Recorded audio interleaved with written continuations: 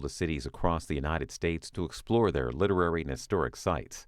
You can watch more of our visits at cspan.org/cities tour.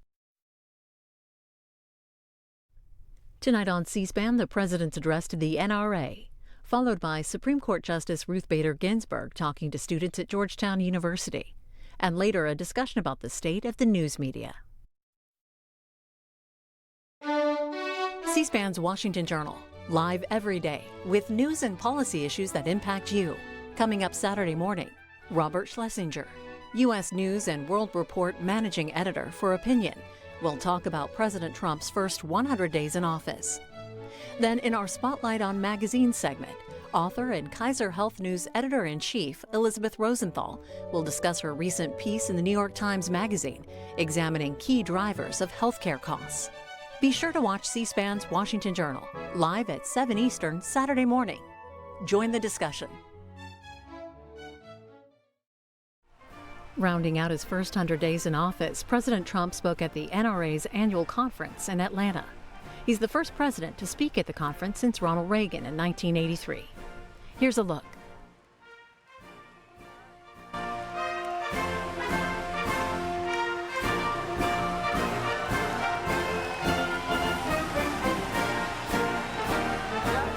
a microphone.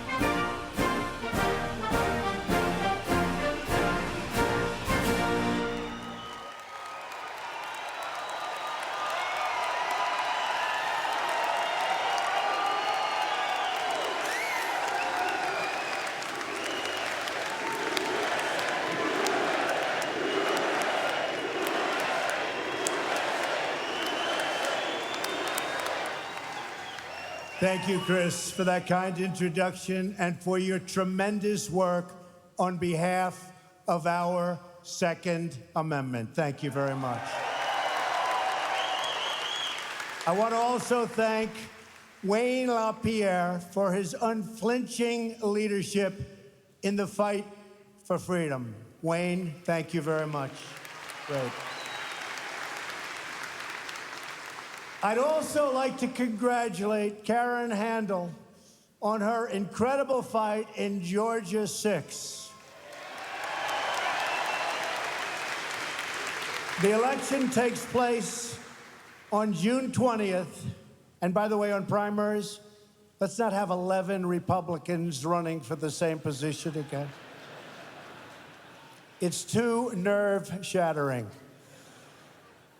She's totally for the NRA, and she's totally for the Second Amendment, so get out and vote. You know, she's running against someone who's going to raise your taxes to the sky, destroy your health care, and he's for open borders, lots of crime, and he's not even able to vote in the district that he's running in. Other than that, I think he's doing a fantastic job, right? So get out and vote for Karen. Also, my friend, he's become a friend because there's nobody that does it like Lee Greenwood. Wow.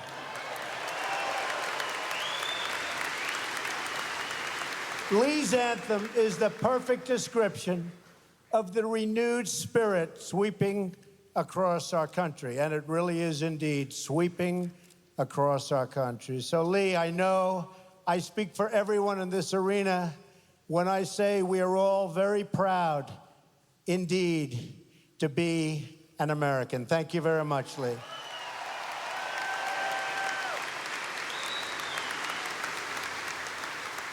No one was more proud to be American than the beloved patriot, and you know who I'm talking about. We remember on gatherings like today, your former 5-term president, the late Charlton Heston. How good was Charlton? And I remember Charlton, he was out there fighting when maybe a lot of people didn't want to be fighting. He was out there for a long time. He was a great guy. And it's truly wonderful to be back in Atlanta and back with my friends at the NRA. You're my friends, believe me.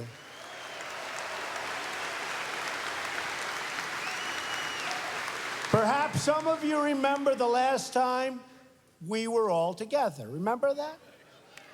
We had a big crowd then, too, so we knew something was happening.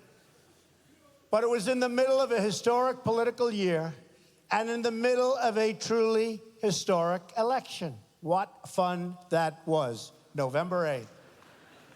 Wasn't that a great evening? Do you remember that evening? Remember that? Remember they were saying, we have breaking news. Donald Trump has won the state of Michigan. They go, Michigan, how did that? Donald Trump has won the state of Wisconsin. Whoa. But earlier in the evening, remember, Florida, North Carolina, South Carolina, Pennsylvania, all the way up. We ran up the East Coast. And you know, the Republicans have a tremendous disadvantage in the Electoral College. You know that. And tremendous disadvantage. And to run the whole East Coast, and then you go with Iowa and Ohio and all of the different states. It was a great evening, one that a lot of people will never forget. A lot of people. Not going to forget that evening. And remember they said, there is no path to 270. For months I was hearing that. You know, they're trying to suppress the vote. So they keep saying it. So people say, you know, I really like Trump. He loves the Second Amendment. He loves the NRA. I love him, but let's go to the movie because he can't win. Because they're trying to suppress the vote. But they'd say, I mean, hundreds of times I heard, there is no vote, you know, there's no route. They'd say, there is no route to 270. And we ended up with 306. So they were right. Not 270, 306.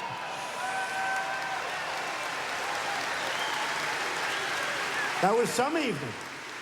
Big sports fans said that was the single most exciting event they've ever seen. That includes Super Bowls and World Series and boxing matches. That was an exciting evening for all of us, and it meant a lot. Only one candidate in the general election came to speak to you, and that candidate is now the President of the United States standing before you again.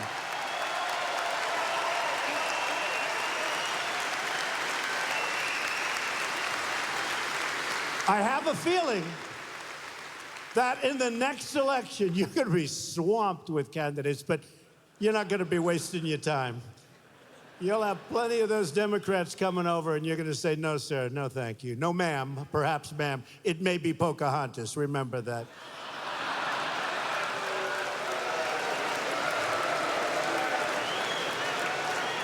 And she is not big for the NRA, that I can tell you.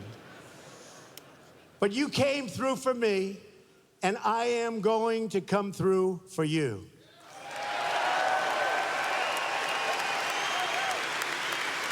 I was proud to receive the NRA's earliest endorsement in the history of the organization.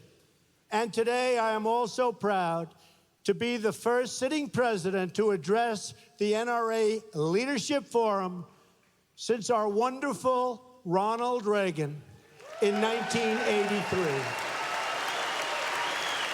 And I want to thank each and every one of you, not only for your help electing true friends of the Second Amendment, but for everything you do to defend our flag and our freedom. With your activism, you help safeguard the freedoms of our soldiers who have bled and died for us on the battlefields.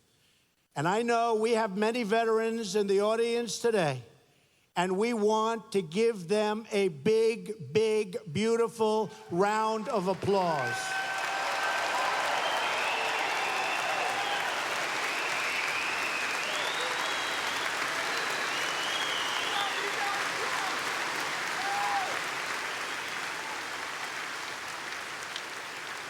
And like I promised, we are doing a really top job already.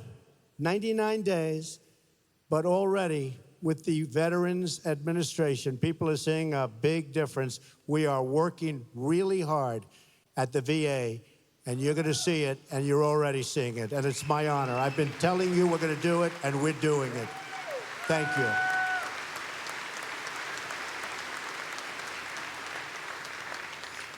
The NRA protects in our capitals and legislative houses the freedoms that our service members have won for us on those incredible battlefields.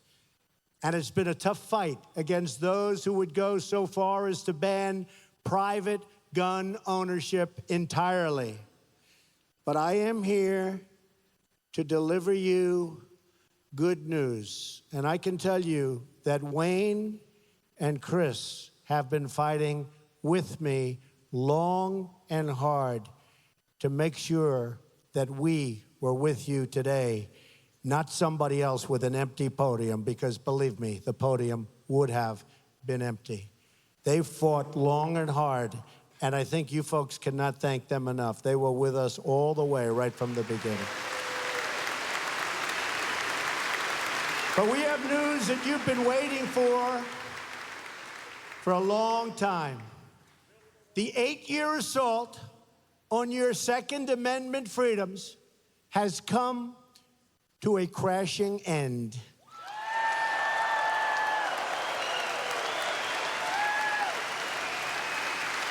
You have a true friend and champion in the White House.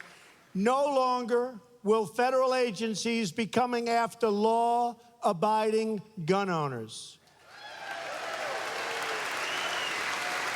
No longer will the government be trying to undermine your rights and your freedoms as Americans. Instead, we will work with you by your side.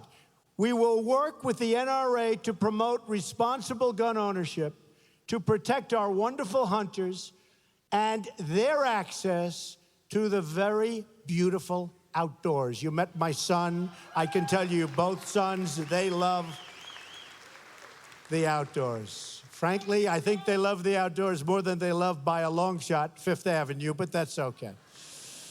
And we want to assure you of the sacred right of self-defense for all of our citizens. When I spoke to this forum last year, our nation was still mourning the loss of a giant, a great defender of the Constitution, Justice Antonin Scalia.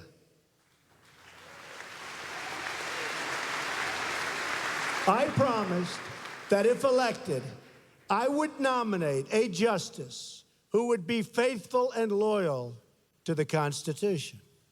I even went one step further and publicly presented a list of 20 judges from which I would make my selection. And that's exactly what we did. And by the way, I want to thank really Heritage, and I want to thank also all of the people that worked with us. Where's Leo? Is Leo around here? Where is he? He's got to be here. Where is he? He has been so good. But and also from Heritage, Jim DeMint, it's been amazing. I mean, those people have been fantastic. They've been real friends. The Federalist people, where are they? Are they around here someplace? They really helped us out. I kept my promise, and now, with your help, our brand new justice, and he is really something very special, Neil Gorsuch, sits on the bench of the United States Supreme Court. For the first time in the modern political era, we have confirmed a new justice in the first 100 days.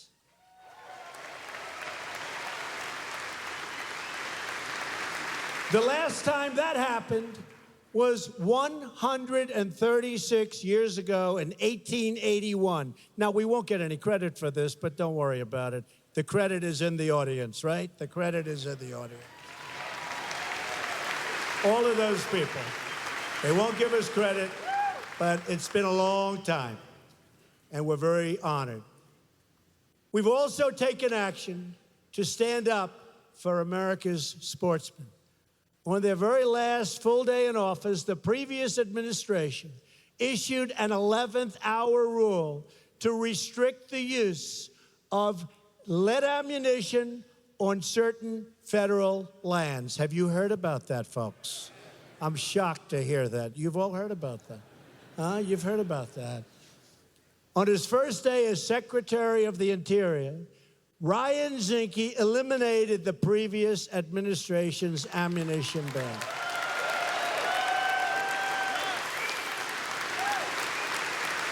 He's going to be great. Ryan's going to be great. We have also moved very quickly to restore something gun owners care about very, very much. It's called the rule of law. We have made clear that our administration will always stand with the incredible men and women of law enforcement. In fact, countless members of law enforcement are also members of the NRA because our police know that responsible gun ownership saves lives and that the right of self-defense is essential to public safety. Do we all agree with that?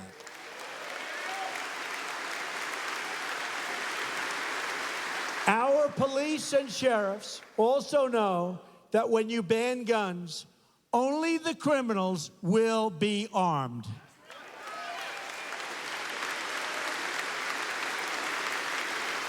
For too long, Washington has gone after law-abiding gun owners while making life easier for criminals, drug dealers, traffickers, and gang members. MS-13, you know about MS-13? It's not pleasant for them anymore, folks. It's not pleasant for them anymore. That's a bad group. Not pleasant for MS-13. Get them the hell out of here, right? Get them out. We are protecting the freedoms of law-abiding Americans, and we are going after the criminal gangs and cartels that prey on our innocent citizens, and we are really going after them.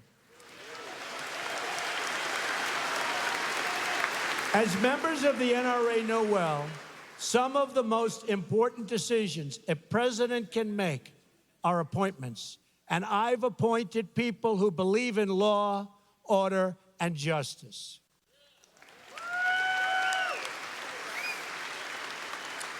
That is why I have selected as your Attorney General, number one, a really fine person, a really good man, a man who has spent his entire career fighting crime, supporting the police, and defending the Second Amendment. For the first time in a long time, you have a pro-Second Amendment, tough-on-crime Attorney General, and his name is Jeff Sessions.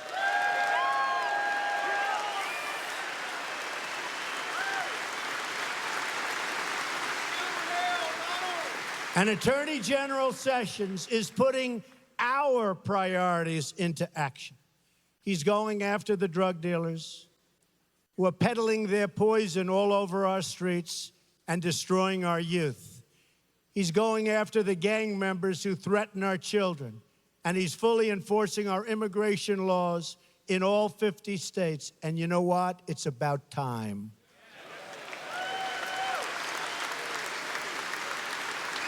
Heading up the effort to secure America's borders is a great military general, a man of action, Homeland Security Director John Kelly.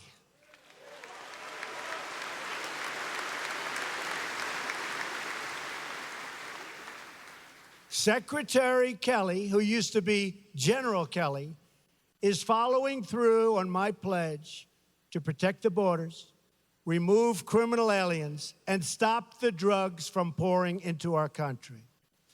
We've already seen, listen to this, no, it's never happened before. People can't even believe it.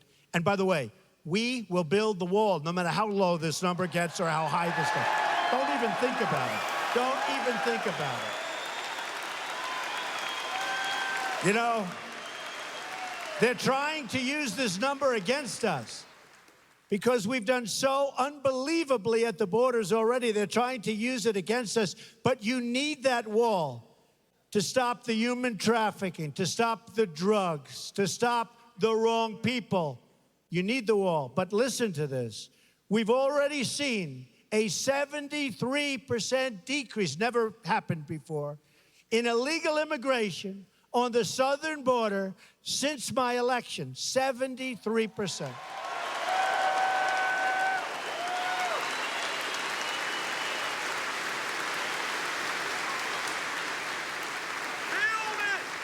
You see what they're doing, right? So why do you need a wall? We need a wall. Build the wall. We'll build the wall.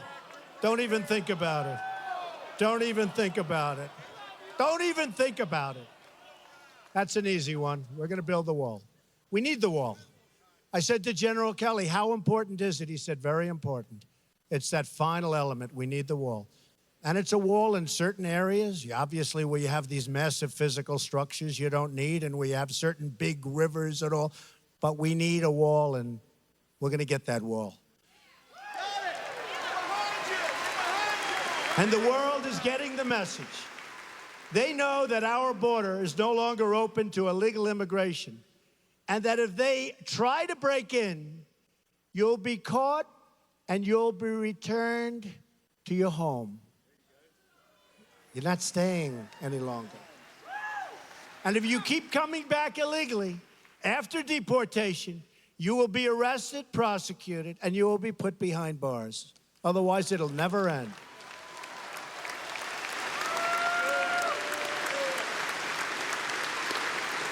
Let's also remember that immigration security is national security.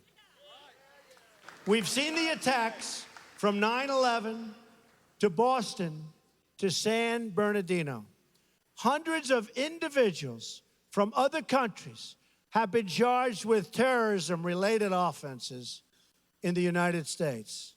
We spend billions and billions of dollars on security all over the world, but then we allow radical Islamic terrorists to enter right through our front door. That's not going to happen anymore.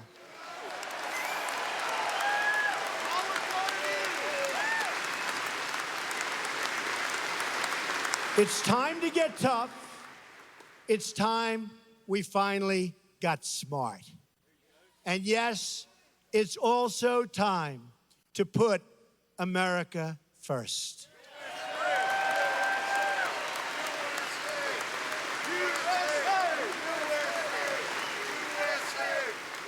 And perhaps I see all of those beautiful red and white hats. But we will never forget our favorite slogan of them all, Make America Great Again. All right? Keeping our communities safe and protecting our freedoms also requires the cooperation of our state leaders. We have some incredible pro-Second Amendment governors here at the NRA conference, including Governor Scott of Florida. Where's Governor Scott? Where is he? Great guy, doing a great job. Governor Bryant of Mississippi, what a wonderful place. Governor Bryant is here. Thank you. Governor Deal of Georgia.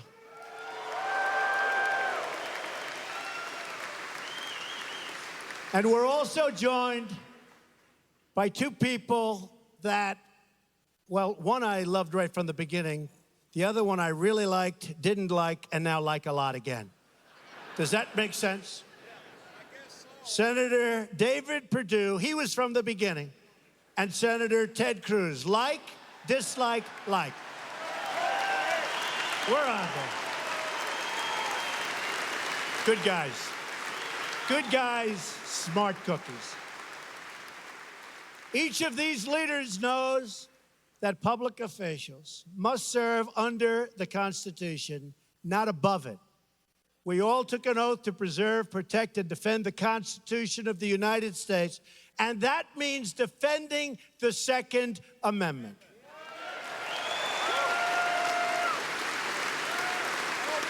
So let me make a simple promise to every one of the freedom-loving Americans in the audience today.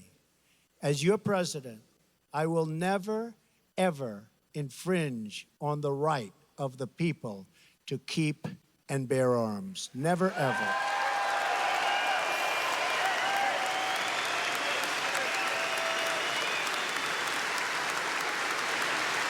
Freedom is not a gift from government.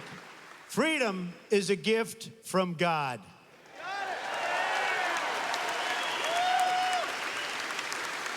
It was this conviction that stirred the heart of a great American patriot.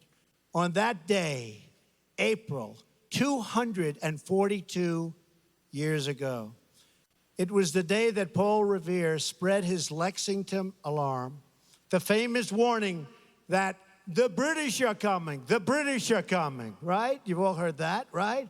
The British are coming. Now we have other people trying to come, but believe me, they're not going to be successful, that I can tell you. Nothing changes, right, folks? Nothing changes. They are not going to be successful. There'll be serious hurt on them, not on us.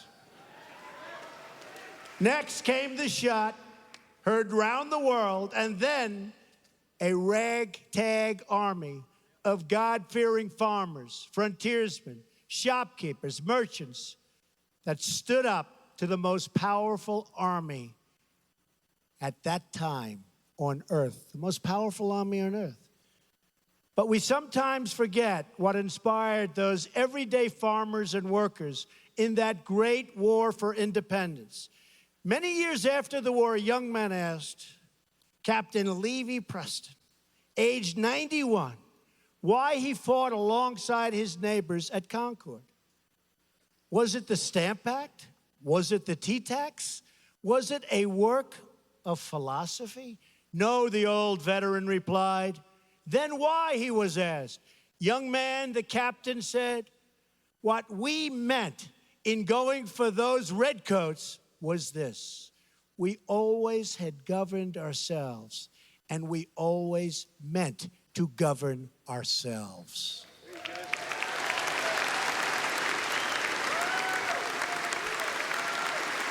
Captain Preston's words are a reminder of what this organization and my administration are all about. The right of a sovereign people to govern their own affairs and govern them properly.